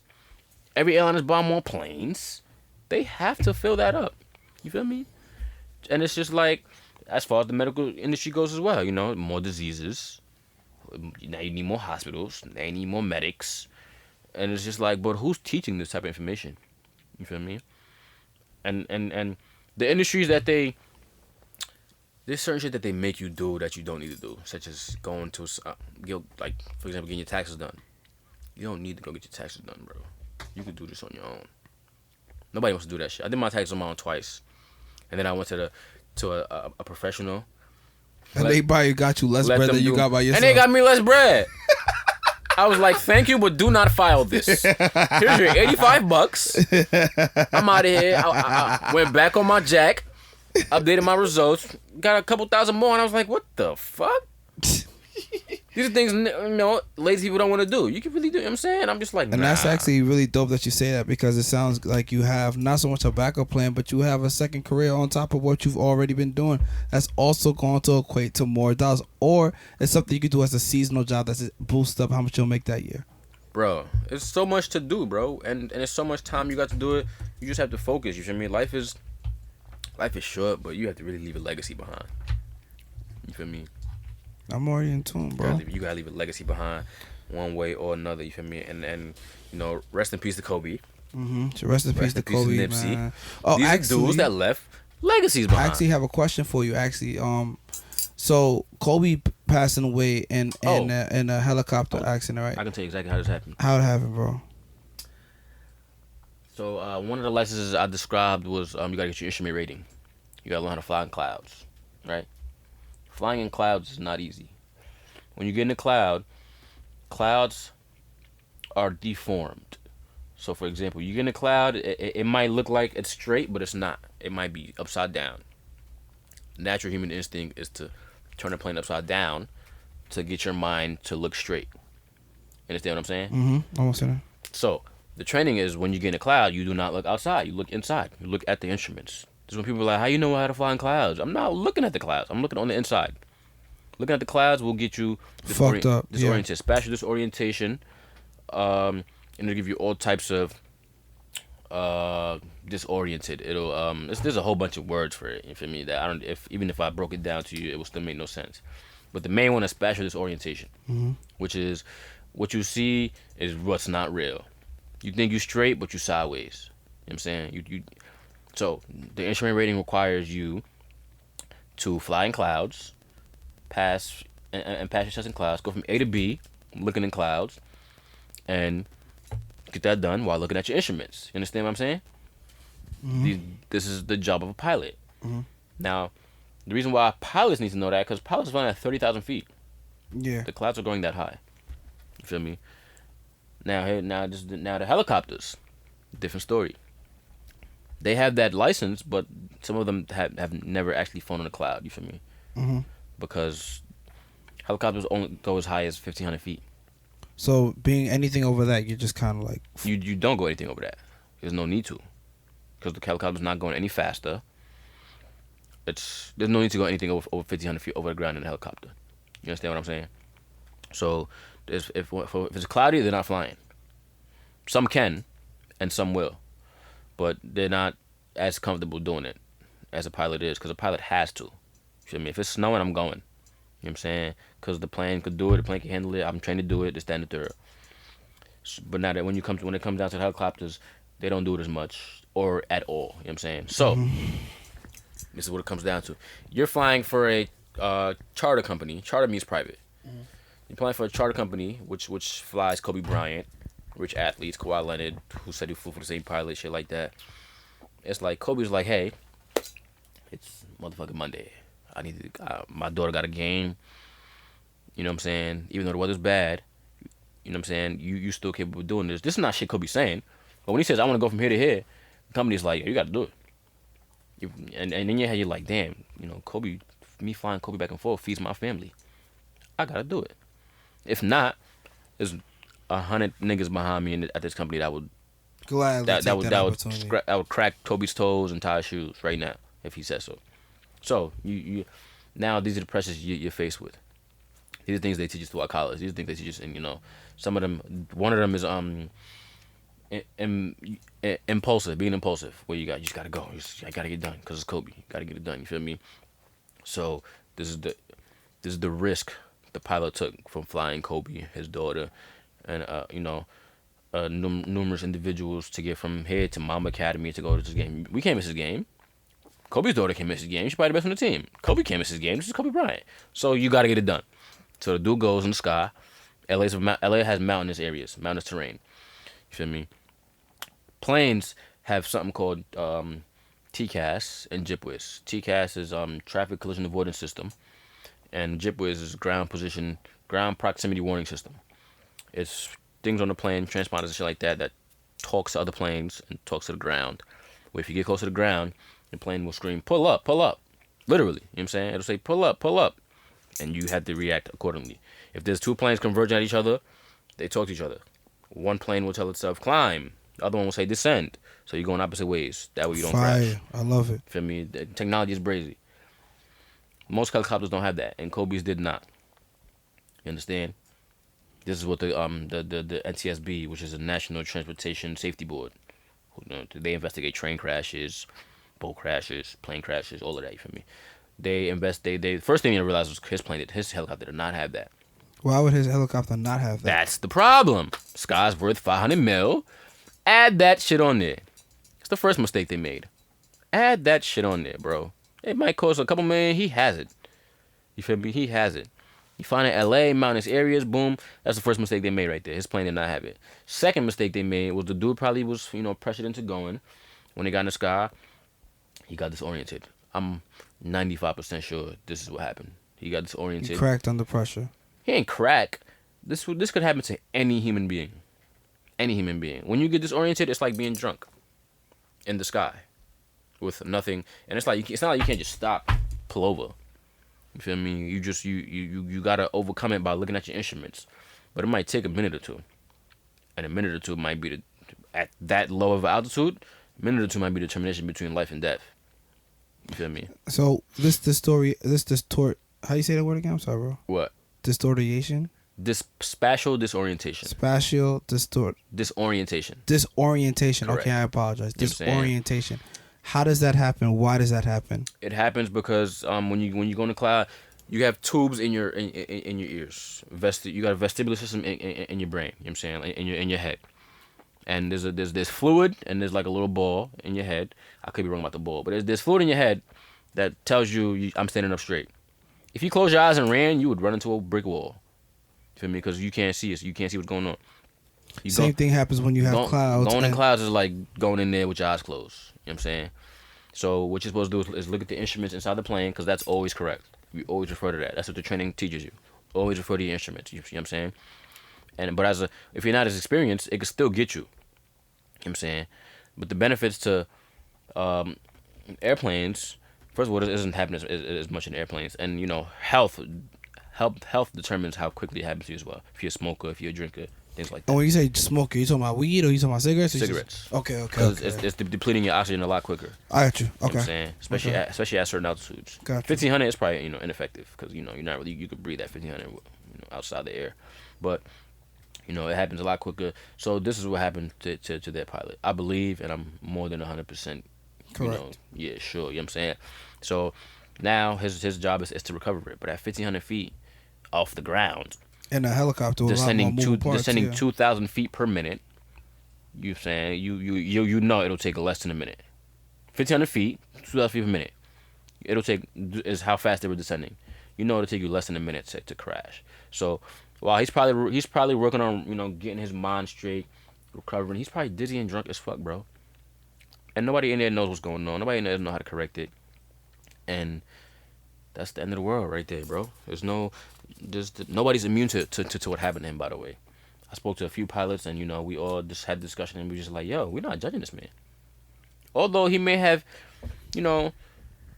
take a bad trip. Yeah, although he may not have the wrong people on board, to say the least. This could have happened to anybody. Oh, he had Kobe Bryant on board and a few others, and Kobe Bryant's name brought so much attention to this. This could have happened to anybody, bro. Anybody. Nobody was immune to what happened to him, bro. That's why the media is not bashing him. That's exactly why the media is not ripping his ass. You know what I'm saying? You'd be surprised they didn't go after his family and cut his mom's neck off and shit like that, because what he do was hard. You feel me? And it could happen to anybody. And unfortunately, it happened to him. They say he was one of the best pilots, which is probably 100% true, shit like that. And he's not immune to that. You feel me? So when I was getting a haircut when I heard this Kobe shit.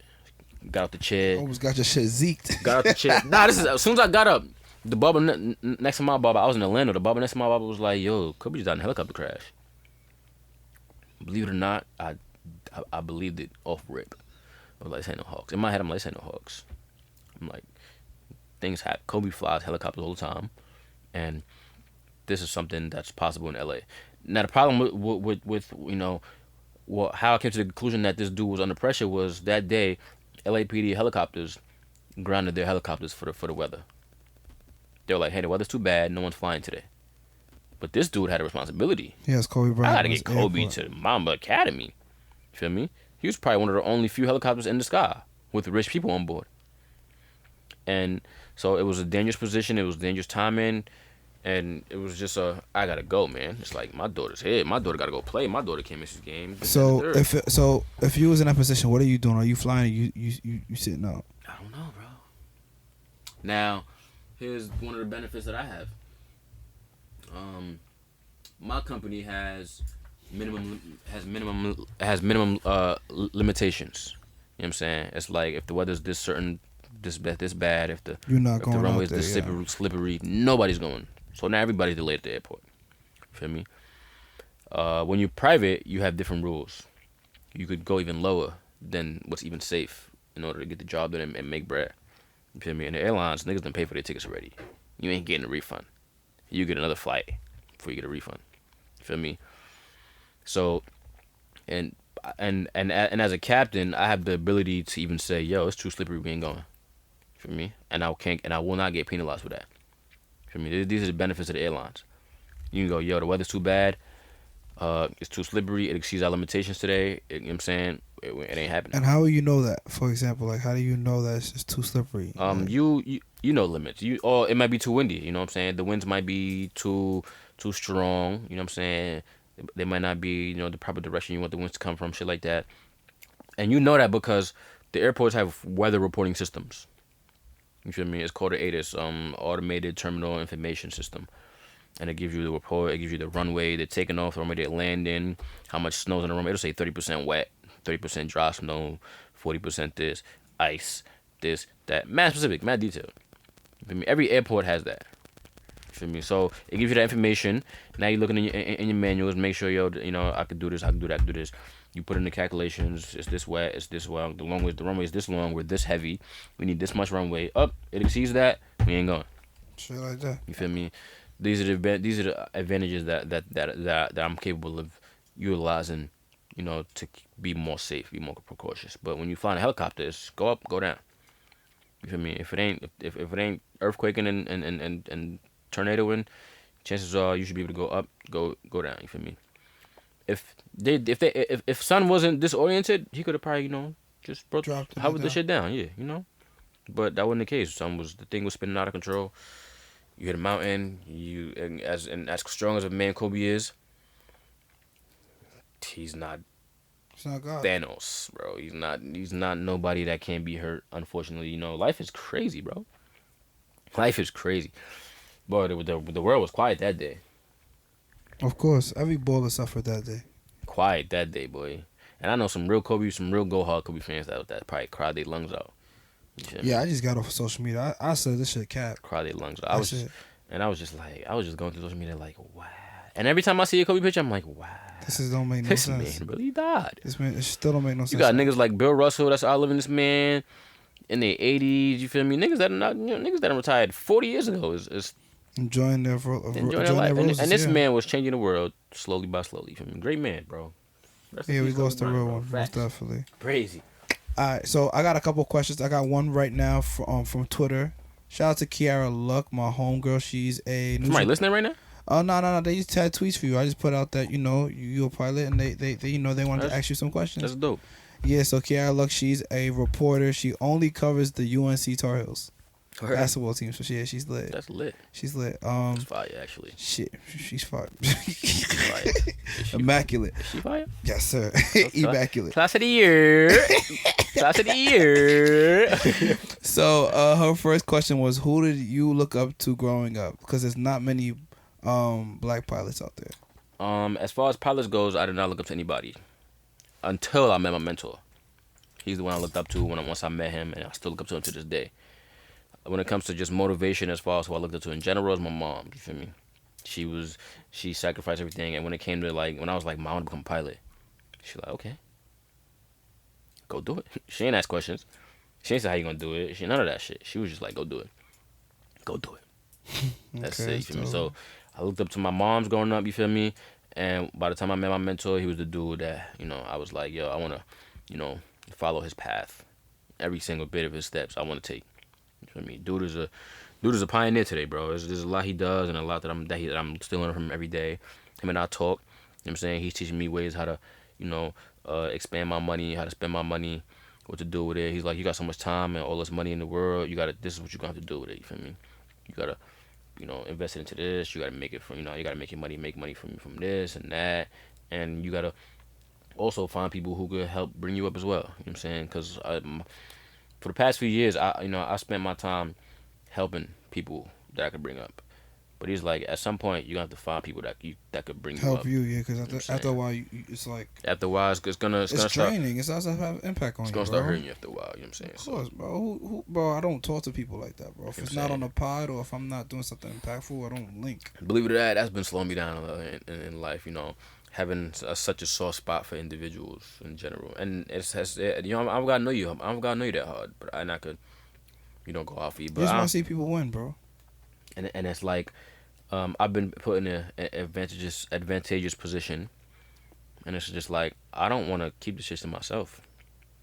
I Niggas, think it's just timing. That's it. That's what I'm it's learning more timing too. and definitely timing, and you know, dedication, which is a very cliche word, but it's a real thing. Hmm. You have to really dedicate yourself to whatever you do. You know what I'm saying? Whether it's anything, you can name anything. If you really go hard, all you need is one hour to blow up, a day to blow up.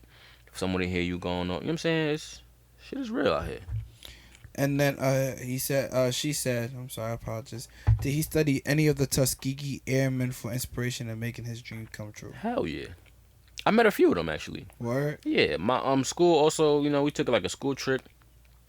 We were like the major at least. We took a trip to the movies when Red Tails came out. Hmm.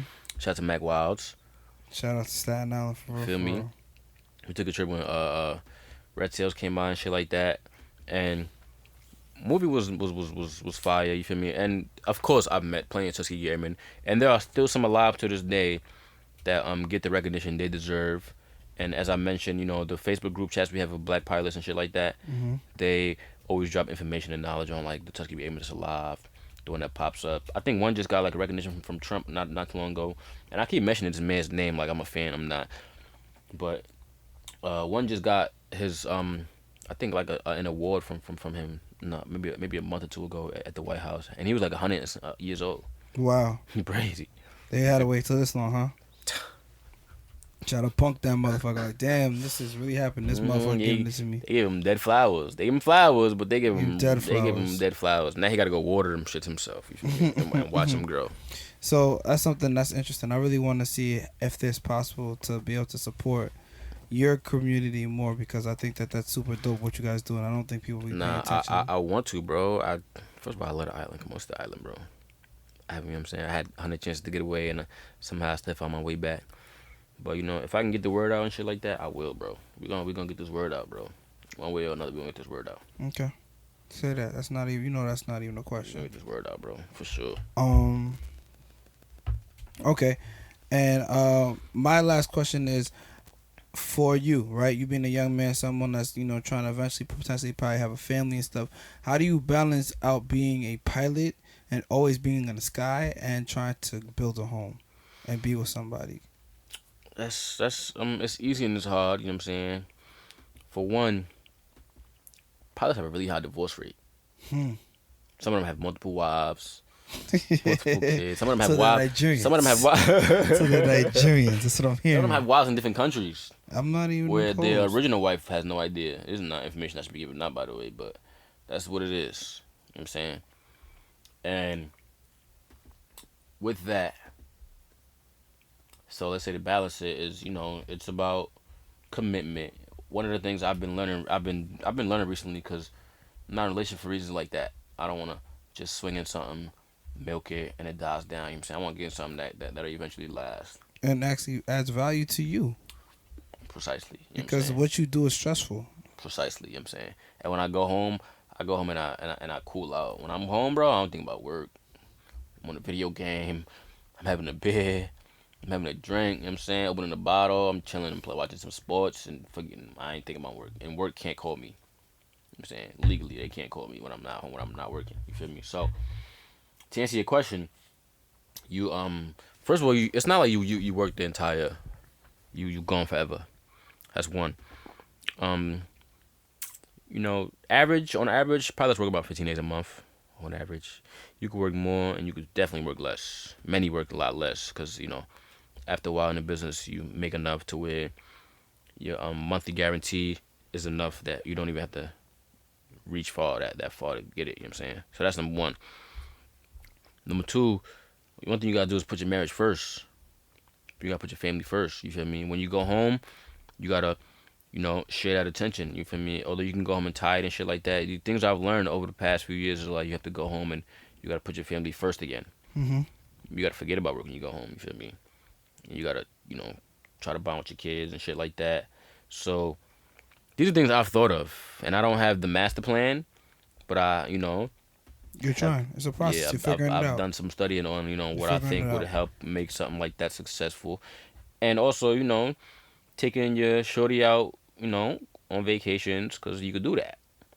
I got some homies that right now who they girls on every flight they work, and when they get to a location, they girls with them chilling. You know what I'm saying, because they ain't got no kids, they making enough bread. Shorty could take off work. Shorty ain't gotta work. And you know what I'm saying? It's like, okay, shorty, let's go. I'm going here tonight. It's gonna be hot. Bring your bathing suit. Movie. I'm going Viral. there. Going there the next day. It's gonna be cold. Let's go snowboarding. That sounds immaculate, bro. You feel me? I'm going here. It's this big city. We're gonna explore this, that, and the third. So I do have a question. Is there a way that someone could get the benefits of flying without having to be in the aviation field, meaning a flight attendant or a pilot? Yeah. The agents get benefits as well. The ramp agents, the gate agents. I'm thinking the inside the office community as well, like the HR representatives and whatnot. However, it comes with priority, boarding priority. You feel me? I'm sure they know. I'm sure you know how that works. Mm-hmm. Buddy passes. Correct and shit like that. The pilots and the flight attendants supersede everything else. No, my God.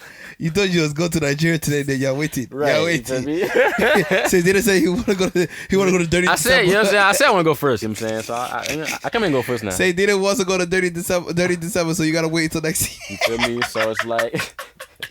Yo, say didn't go to Cancun jump off, so you gotta wait. You gotta wait. You gotta go Saturday. You can't go Friday night. You go miss the all white party. I'm gonna go first now. You know what I'm saying?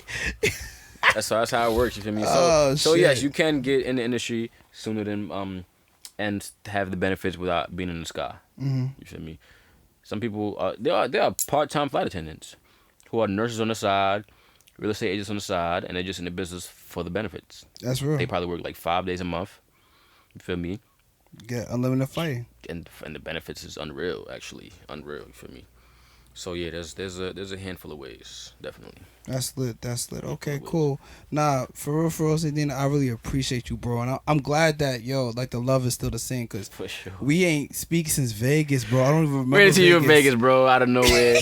My son they out here charging $200 a ticket for a pool party. Man, they was drunk. They don't know who we are. They're stupid. I was like, me and my man was like, bro, it's dead for that, bro. $200? And this shit ends in 3 hours? Bro, $200? Bro, I learned one thing only from Vegas. Always be with a bunch of women. You be aight. Bro, I was getting the free passes. Yeah, we Gucci. Bro. I was making it look like I had like 8 women with me. Bro, wherever you go, it's you are plugged in wherever you go, bro. Who are you, bro? Man, I'm trying to tell the world who you are, bro. Man, y'all know the face. Y'all know the name. Yeah, man. I'm like, this man was getting in cutting lines, and this is hundreds of people in line for a pool party, bro. How big was this pool, by the way? Because you got in, right? Oh, yeah, that shit was big. It was cool, but it wasn't as lit as what I thought it would be. For that much. You think niggas is in there, I'm thinking is girls gone wild. Yeah, Vegas, for that much. But bitches going in and standing around and looking at cool. you niggas are corny as hell. Got sections just standing there, broke as hell. And just staring at girls and calling them pretty from afar and not saying hi. Buying mad bottles, not making no links. And the bitches just saying no every time a nigga say what up. Yep. Bad vibes. That's why when I pulled up big belly, tight V-neck shirt movie, viral. They're like, yo, who are you? Where you from? How did you get here? I'm weak, bro. I'm just a guy. Shout out to you, know what I'm saying? Staten Island shit, bro. They don't get that. It's alright. Funny, bro. That's mad funny. Bro, God bless you, bro. I wish, I'm giving you a flop, bro. Appreciate that. Yo, I need to be back on here, bro, because there's a lot bro. more to talk about. I want to do this in every single city that you go to. It's a lot more to talk about, bro. We're gonna try. You know what I'm saying? Next time I'm gonna get to more detail. We're gonna part 2 this shit, bro. Bro, that's God. Next time we're gonna pop up some Henny. Today was being nice. Humble, bro. We doing do say. Next time we're gonna do say it out. Do say. Amaretto sours. We could probably have some shorty make it. We're gonna do say it out. Whatever you want, bro. Whatever you want. I'm gonna get even more realer. I want it, bro. I'm telling you, 2020 vision, bro. I didn't tell you, but I told you earlier I got into my PhD program, right? That's fire, yeah. So now I really, bro, I belong on a jet, bro. Now I gotta figure out how. I like to hear that. I got some homies as well that's been talking to me. Some Staten Island niggas too. I don't want to name no names, but we've been talking business, and we working on jet adventures Fire. and ways to make this private jet thing a real deal. And there's so many ways, bro. Listen, you're a black man doing something that we don't do, bro. You are a pioneer, bro. That's the same thing with me getting my PhD. We're just pioneers, I'm bro. trying to get the word out there too. You feel me? It's just I'm trying to get the word out there. You're a vessel, bro. Man, people want to find you, connect with you. How can they go about doing so? You can hit me up on the book. You feel me? Facebook. Facebook is more professional. 'Cause I got family on there and shit, so I ain't out here wilding on the book like everybody else is. But I follow the niggas as well, and all the people beef for this shit, right? Yeah, I follow that. You can hit me on the book. You know what I'm saying? First name Seydina, last name Diagne. Mm-hmm. You know what I'm saying? You might need to send me a DM though, because I got 1,000 requests just hanging there. You might need to send a DM and say, what up? It's XYZ from XYZ. Let's chat. You know what I'm saying? Shit like that. You can hit me on the gram, Captain Say. You know what I'm saying? Captain _SEY. You might need to hit me on the DM as well, because there's a couple hundred requests just hanging in there. You feel me? And just, reach out. You feel me? I got a business card. You can email me.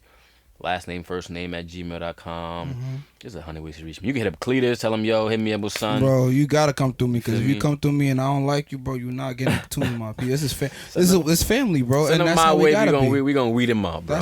Shit, me? fine. Put them in the sky, man. Man, Put them in the sky, women man. in aviation, you feel me? Whatever you want, whatever you want to know, holler at me. When it come down to whatever, money, real estate, investment. You know what I'm saying? I'm tuned into the real works. You feel me? Listen, and you've been to a lot of places. So, what's your top 3 favorite places before we go? Top 3, Jamaica. Okay, movie. Been there a few times.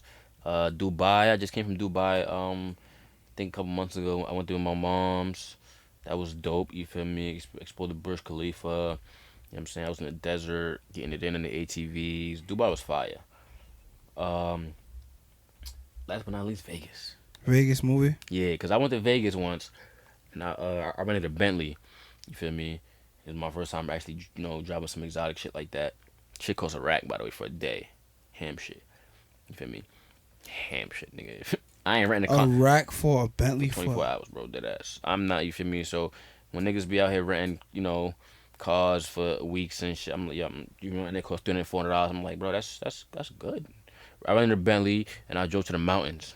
You feel me? It was, it don't matter who it was. Rented a Bentley, drove to the mountains. Like, when you're in Vegas and you like looking at the mountains, drove to them shits, driving in between it. You know what I'm saying? Seeing the animals, seeing rattlesnakes, walking, getting close. Vegas was, that part of Vegas is amazing, bro. That's lit. Amazing, bro. And I would do that again in a heartbeat. So those are my top 3 places right now. This year, I'm trying to go to Iceland.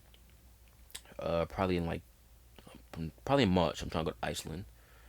I was looking to go to Asia, but it's just a lot going on out there. Man, fuck Asia, bro. Go to black nations only, bro. There's a lot going on out there. You know what I'm saying? I was trying to go to Tokyo. I was trying to go to Singapore, but with this, with this virus going on, bro. No, they trying to get us out of here. Can't take life for granted and think you and me shit like that. You know what? One of my young boys came in the store. He's like, you know why all that stuff's happening, right? They feeding people bats.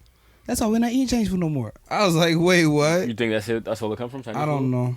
I think so. It can come from a cough, Shit, I don't know. I seen a video of some dude on an elevator with coronavirus was coughing on his hand and wiping his hand on the buttons. That's a video like that going viral, right? You feel me? So, yeah, you feel me? This video, I'm just trying to explore some more life, you know what I'm saying? Meet new people, get new connections. Because that's crazy, because traveling is important. Let me tell you why, bro. When I went to Dubai, I met the senior accountant for the Marriott hotels. He from Saudi Arabia, but he was in Dubai chilling. He's like the top accountant in the world. He's like the only Arabic dude that speaks English. Who's involved with the Marriott? You feel me? Him and I got dumb cool. You know what I'm saying? He showed me his benefits and how he gets shit done and shit like that. And obviously him and I exchanged information and we became really, really good friends. You feel me? And when I need to highlight him for shit involving hotels and suites, and that's my guy. Movie, viral, everything lit. That's my guy. You feel me? And when he reaches out to me, I mean, he's a guy. You feel Anything me? he needs for flights. And eye for an eye. You feel me? Of course. And so that's why travel is important. You never know who you'll meet, bro. You never know who you will meet. God bro. bless you, bro. Bro, I don't think you understand what I'm saying. I'm giving you flowers, bro. You deserve every. I appreciate that. Bro, Oh what? my God. Bro, you dropped your nuts when you decided to do this shit. It ran with it. And ran with it. You feel me? And you the only one from here even doing some shit like that, bro. That's different, bro. Ran with it. You feel I me? really pray niggas really get in tune because this is. I'm trying you're a legend, bro. I'm trying to spread game, bro. I'm trying to spread game, and this is the beginning. You feel me? This is just the beginning. I'm working on different ways to branch it out and different, to different people, shit like that, and it's gonna get done, bro. It's a timely thing. You know what I'm saying, but over the next year or two, this is gonna be go time. Yeah, this is gonna be a widely known thing on how to really get shit done. You feel me? And not just being a pilot. You feel me? You find ways to get niggas in touch with lawyers. Mm-hmm. I know some lawyers from college. I know some lawyers from high school. You feel me? You want to be a lawyer? You scared to tell your mom you want to be a lawyer? You scared to tell your friends you want to be a lawyer? I got somebody for you. Mm-hmm. You want to be a doctor? You scared to put that out there? I got somebody for you. You want to be an engineer? You want to be a coder? My stepbrother, you know what I'm saying? He can put you on. You feel me? He went to Ohio State. This, that, and the third. It's different branches of, people that. So you're talking about Black Network? Yes. Tap in. Yes. We already in tune. We already in tune to There's that. there's niggas walking around scared to do what they really want to do in their mind. You feel me? I want to do this. I want to do that. I want to fucking be, be a construction. I want to architect cribs. You feel me? Shit like that. We got people for you. You know what I'm saying? We got niggas who could blueprint your house. You want to do the house blueprinting? Let's put you on. Let's get you certified, and you can blueprint my crib if it's that deep. You know what I'm saying? I'll be your first client. You feel me? I love it. I love it. We gotta get niggas out there. You feel me? Man, bro, if I have more wine in my chairs than two, you, my bro. God bless you for real, man. Hey, let's finish this, man. Like I said, bro, God bless you, bro. Congratulations on all your success. Appreciate it. And like I said, you're a legend in my eyes. I'm always gonna give you your flowers. We need more of you. I want to build my own private like runway and shit in Nigeria. So we gonna have to work. Oh, you really? Yeah. That's dope. Yeah, I don't got the resources just yet, but hopefully by 2030. That's in Nigeria. See, before you didn't say Nigeria. No. When you were thinking, I was thinking America, and I was thinking of the funds that America requires. No, when you say Nigeria, now you just open a lot of possibilities up. That's why we here. May open a lot of possibilities up. But man, y'all know the face, y'all know the name. Thank y'all so much for tuning into the world's greatest podcast, Talk Ain't Cheap Podcast. Y'all know the brand, man. If y'all want to support, donate, follow, whatever, get in tune, follow the brand at Talk Ain't Cheap Network, because we're building a network. The goal is to have other podcasts that are fire, that are lit also here, that we could just be able to give people game and knowledge from real individuals who actually know how to make things happen, bro. Like everyday heroes type shit. And follow my own personal company, the Cletus Group. We are a strategic communication, branding, and network company. Because the networks are there. As you can see, these are my friends. These are not just people that, just around the way, Phoenix. No, these are my friends. These are people that I could call on that we've built together. Hold on, I don't know who that is, but we're going to talk about that in a second. But, like I said, y'all know the brand, Talk Ain't Cheap Podcast. And y'all know the slogan, Talk Ain't Cheap, it's not that deep, it's a vibe.